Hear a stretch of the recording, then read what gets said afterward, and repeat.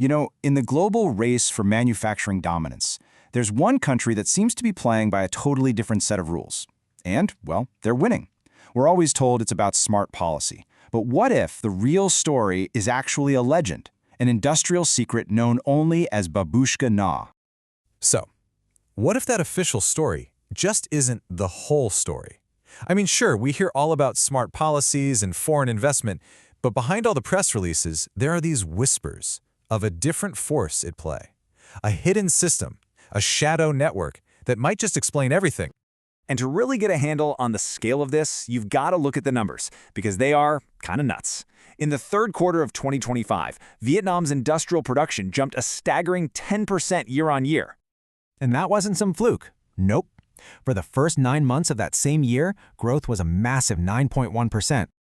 And then, in September alone, it hit an absolutely incredible 13.6%. Growth like this isn't just unusual, it feels almost impossible. So how in the world are they doing it? Well, the answer, according to those whispers, lies with one single figure. And this is where we get to the legend at the very heart of this industrial miracle, a mysterious figure known only as Babushka Nga. The name itself is such a paradox. Babushka is Russian for grandmother, right? It suggests this old-world tradition, but Nga is the Vietnamese word for Russia. So the legend is about this phantom Russian matriarch right at the center of Vietnam's hyper-modern success story. Kind of strange, huh? So who, or maybe what, is she?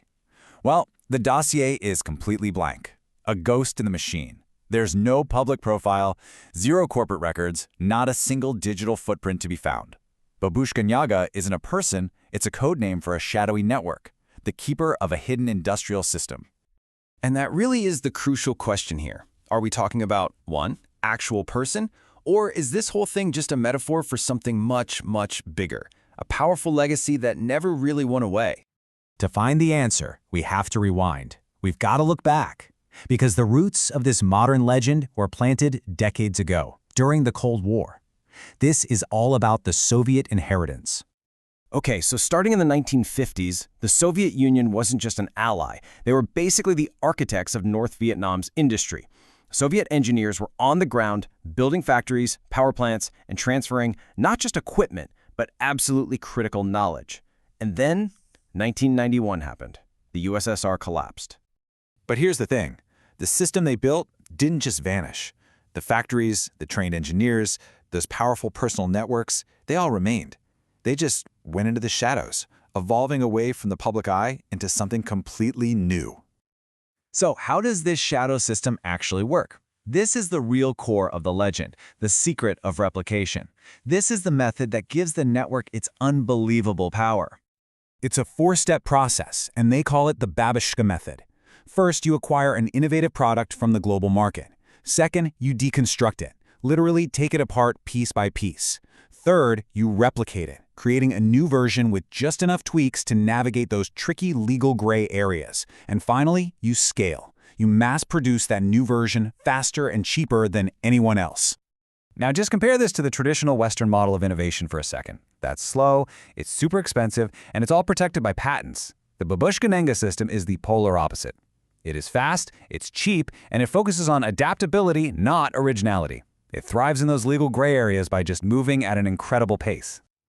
And this is so much more than just a clever strategy. It has massive global consequences. I mean, we're talking about a method that could fundamentally reshape the world order. The real power of this system is that effectively it turns the entire global market into a kind of open source library. Every new product, every single innovation just becomes another idea to be learned from and adapted.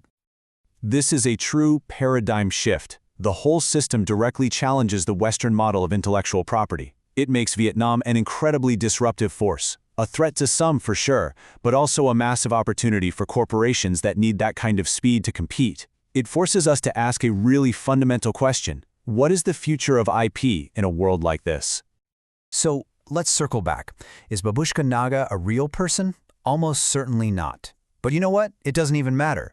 She is a powerful metaphor for a system that is very, very real. A legacy of Soviet industrial training fused with hyper-modern agility. And this leaves us with a huge dilemma.